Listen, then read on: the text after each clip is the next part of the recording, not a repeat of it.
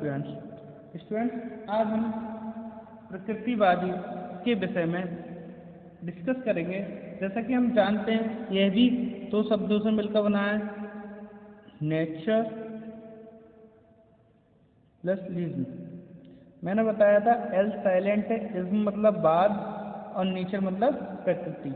प्रकृति का बाद जो है उसे हम प्रकृतिवाद कहते हैं शाब्दिक रूप में, परंतु इसको मतलब प्रेजेंट करना शाब्दिक रूप में तो बहुत सरल है, मगर यहाँ हम प्रकृति का ही अर्थ सही तरीके से नहीं जान पाते हैं। कारण है कि एक प्रकृतिवादी विचारधारा यांत्रिक भौतिकवादी से मिलती है। मतलब ये है कि ये जो विचारधारा है वो ठीक आदर्शवाद के विपरीत है। आदर्शवाद क्या बताता है, उससे भी पहले मैं थोड़ा सा इंडियन फिलॉसफी पे आऊँगा कि दर्शन की समस्या के रूप में हम तत्व की खोज करते हैं। जैसे हमने बताया था मेटाफिजिक्स में हम बात करते हैं परलोक की, यानी कि ईश्वर क्या है, आत्मा क्या है, मतलब जो दिख रहा है उस वर्ल्ड से भी अलग कोई दुनिया है, परोक्ष कोई दुनिया है, उसके बारे में जानने का प्रयास करते हैं।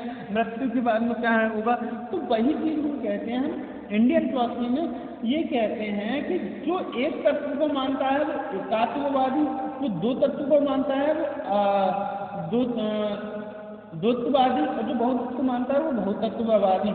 जैसे हम बात करते हैं अद्वितीयवाद की, अद्वितीयवाद जो था हमारे इंडियन फिलॉसफी में, इसका कॉमन कॉन्सेप्ट की बात करूं तो सिंपल एग्जांपल दूं तो आप देखते हैं इस्लाम में क्या कहते हैं, ईश्वर एक है, अल्लाह एक है, और हम बहुतत्ववादी हो जाते हैं कभी कभी।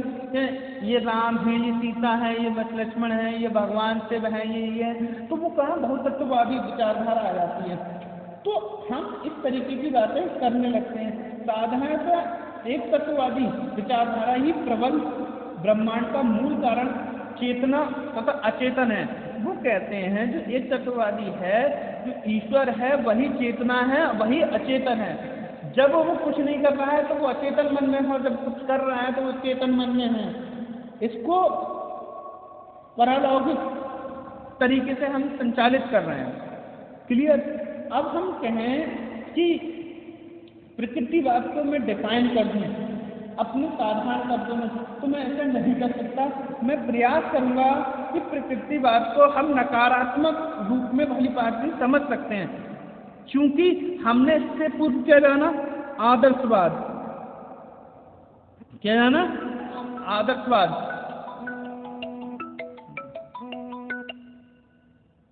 इससे पूर्व हमने क्या जाना, आदर्शवाद जाना। तो जो आदर्शवाद है वो क्या है, आइडियलिज्म। तो आदर्शवाद में हमने जाना कि ईश्वर या परमात्मा, ये जो वाद है वो विचारों का वाद है। विचार ही सत्य है और सत्य से ही पता चलता है ईश्वर है, और हम ईश्वर में ही से जन्मे हैं, और एक न एक दिन हमें ईश्वर में ही विलीन होना है, मोक्ष की प्राप्ति करनी है। क्लियर? अब इस चीज को हल करने के लिए हम लोग क्या करेंगे, हम लोगों को करना होगा कि जो ये चीजें हैं, जो आदर्शवाद है वो इसके आदर्शवाद के ठीक विपरीत जो वाद है, जो कहा जाए जो वाद है, विपरीत वाद है, वो कौन सा है, प्रकृतिवाद है। ये आदर्शवाद के बिल्कुल विपरीत है। अगर आपको आदर्शवाद नहीं आता तो मैं इसकी व्याख्या करना थोड़ा कठिन हो जाएगा। फिर हम बताने का प्रयास करते हैं। प्रकृतिवाद को नकारात्मक रूप से भली भांति समझाया जा सकता है। यह वह विचारधारा है जिसके अनुसार स्वाभाविक या निर्माण की शक्ति मनुष्य के शरीर को नहीं दी जा सकती।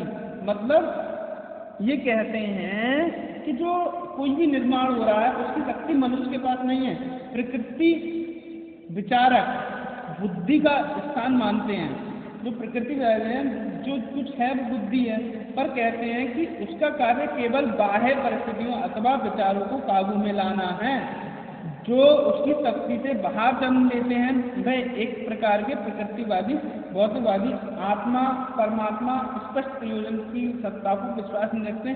कहने का एक ही तात्पर्य है कि जो आत्मा है परमात्मा है ईश्वर है हमारे पास इसका कोई अस्तित्व नहीं है। हम जो सब हैं वो प्रकृति से बने हैं और प्रकृति में ही एक न एक दिन विलीन हो जाएंगे। वो कहते हैं कि प्रकृति को ईश्वर ने बनाया है, वो कहता है प्रकृति ही ईश्वर है, प्रकृति में ही हम जन्मे हैं और प्रकृति में ही विलीन हो जाएंगे। क्लियर? आप बात करते हैं इसे और किस तरीके से प्रेजेंट कर सकते हैं, थोड़ा सा इम्पोर्टेंट है। प्रकृतिवाद के अनुसार प्रत्येक वस्तु प्रकृति से जन्म लेती है। जो प्रकृति के अनुसार है, प्रकृतिवाद के अनुसार प्रकृतिवाद के अनुसार प्रत्येक वस्तु प्रकृति से जन्म लेती है और प्रकृति में ही विलीन हो जाती है। जो जन्मी है वही प्रकृति में विलीन हो जाएगी। और जो प्रकृति से जन्मा है, हर एक चीज जो जन्मी है प्रकृति से जन्मी है और इसमें ही वो क्या हो जाएगी, समाप्त हो जाएगी या विलीन हो जाएगी। तो यानी कि जो प्रोडक्ट किसने किया, प्रकृति ने कोई चीज बनाई और प्रकृति ही उसे समाप्त कर देगी जब उसका उस प्रकृति से कोई मतलब नहीं रहेगा। तो प्रकृति को पूर्ण वास्तविक माना है और ब्रह्मांड में वे सभी तत्व जो दृष्टिगत हैं यानी कि जो दृष्टि से देखे जाते हैं वो भी प्रकृति ने ही बनाए हैं। मनुष्य का उसकी रचना में कोई हाथ नहीं है। बस क्या किया है, मनुष्य ने उसका रूप बना लिया है। जैसे ये मान लीजिए इसमें लोह है, ये लोह भी प्रकृति, इसमें जो लोह है यानी जो पॉइंटर आपको दिख रहा है, जो निब दिख रही है, ये क्या है, प्रकृति ने ही बनाया है। केवल हमने क्या करा है, इसका रूप बदला है, ना कि हम इसमें कोई इन्वेंट करने वाले व्यक्ति हैं। ठीक, अब मैं बात करना चाहूँगा जो प्रकृतिवादी जो लोग हैं वो दो तरीके से प्रकृति को देखते हैं। ठीक, वही दृष्टिकोण या कहें शाखा। हमने कहा था जो मीमांसाएं हैं ये तीन मीमांसाएं होती हैं। आपकी तत्व मीमांसा, ज्ञान मीमांसा और मूल मीमांसा।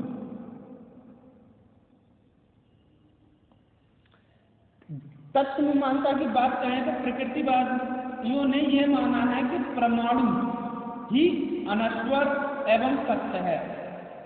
भाई हम तत्व में क्या करते थे, मेटाफिजिक्स की बात कर रहे हैं, तो मेटाफिजिक्स में हम ये देखते थे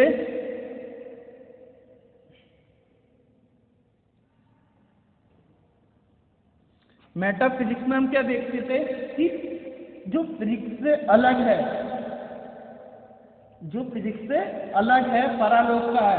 मगर उन्होंने क्या माना है, प्रकृतिवादियों ने ये कहा है कि परमाणु ही अनश्वर है। यानी कि ये जो कैप बना हुआ है ये भी छोटे छोटे परमाणुओं से ही बना हुआ है, ये लोहा बना हुआ है ये भी छोटे छोटे परमाणु से ही बना हुआ है। और इसी बात की पुष्टि हमारे वेद करते हैं। पूरा जो ब्रह्मांड है वो अणु और परमाणु से की संरचना है। जैसे अणुओं का संरचना, जैसे मान लीजिए ये मेज है, ये मेज जो बनी है छोटे छोटे अणुओं से बनी है, तो ये भी क्या है, प्रकृति की ही देन है। क्लियर? सभी परमाणु का आकार भिन्न होता है और उनकी मात्रा भी अलग अलग होती है। जैसे जैसे प्रकृति के परमाणु जो कुछ भी दिखता है वो सब क्या है, संसार में दिखाई देता है, वो परमाणु या अणु है। और इनको मनुष्य अपनी ज्ञानेंद्रियों या कर्मेंद्रियों के माध्यम से रूप परिवर्तन कर देता है। क्लियर? ये क्या कह रहे हैं, परमाणु या अणु कुछ भी कह सकते हैं, ये दो थ्योरी है परमाणु और अणु की। ये दोनों ही चीज अनश्वर हैं। ये क्या करते हैं, अपना रूप बदलते हैं, ना कि और कुछ बदलते हैं। ज्ञान मीमांसा की बात करें हम तो ये क्या है, हमारी एपिस्टेमोलॉजी।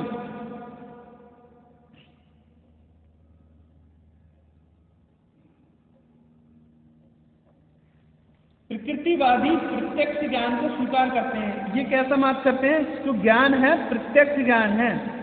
ज्ञान क्या है? प्रत्यक्ष रूप से लिया जा सकता है, ना कि विचारों से लिया जा सकता है। जैसे आपको मैंने आदर्शवाद में बताया था कि जो एपिस्टेमोलॉजी है वो कह रहे हैं कि विचारों से ही ज्ञान की उत्पत्ति हो सकती है, मगर जैसे उसका एग्जाम्पल भी बताया था मैंने कि कहा था कि गौतम बुद्ध ने जो ज्ञान प्राप्त किया था वो किसी गुरु से नहीं समझ में आया उन्हें, तो वो क्या करने बैठ गए? ध्यान लगाया और उन्होंने एक ऐसी स्थिति पाई और स्वयं को ज्ञान पर स्वामित्व पाने का निर्धारण कर लिया। जैसे मैंने आपको बताया था कि इंडियन फिलॉसफी, भारतीय दर्शन कहता है कि ज्ञान पर स्वामित्व प्राप्त करना, परंतु वेस्टर्न फिलॉसफी कहती है ज्ञान पर हम स्वामित्व प्राप्त नहीं कर सकते, हम केवल ज्ञान से बस मनोरंजित हो सकते हैं, ज्ञान में प्रेम कर सकते हैं, ज्ञान के प्रति आकर्षित हो सकते हैं, उसमें अथाह है, उसका ज्ञान हम प्राप्त नहीं कर सकते। तो वही चीज उन्होंने बताई, ज्ञान मीमांसा जो है प्रत्यक्ष ज्ञान से ले सकते हैं। और प्रत्यक्ष ज्ञान कहाँ से ले सकते हैं? इंद्रियों से अनुभव करके, इंद्रियों से अनुभव करके। और हम बात करते थे मेटाफिजिक्स में, क्या देखा था? यहाँ पर हमने विचारों से ज्ञान प्राप्त किया था आदर्शवाद में, अब इंद्रियों से प्राप्त कर रहे हैं। अब बात करते हैं मूल मीमांसा की। तो सत्य की खोज जो है वो उन्होंने किसके माध्यम से करी है? इंद्रियों के माध्यम से। अब मूल मीमांसा में हम कहते हैं एक्सोलॉजी। एक्सोलॉजी जो होती है उसमें क्या होता है स्टूडेंट्स कि जो भी ज्ञान है क्या सही है और क्या गलत है, व्यक्ति जो है एक्सोलॉजी में स्वयं से सीखता है। भाई जो इंद्रियां हैं वो ये चीज कहता है, जैसे एक एग्जाम्पल लेना चाहूंगा कि जो मूल मीमांसा है यानी कि नैतिक वैल्यू है, वो नैतिक वैल्यू पर बल नहीं देते हैं, वो कहते हैं बच्चा खुद सीख जाएगा। जैसे उन्होंने एक एग्जाम्पल दिया है प्रकृतिवादियों ने, अगर व्यक्ति आग से खेल रहा है बच्चा, तो उसके नैतिक मूल्य नहीं बताया कि बेटा आग से जल जाओगे या ऐसे हो जाएगा। अगर वो आग से खेल रहा है, खेलने दो, जब जलेगा तो वो समझ जाएगा कि आग से खेलना कठिन है, बेकार है, और उसमें अपने आप ही नैतिक मूल्य दर्ज हो जाएगा, गलत चीज़ों से दूर रहना चाहिए, इसके परिणाम गलत आएंगे। तो ये उन्होंने बताया है। Thank you very much.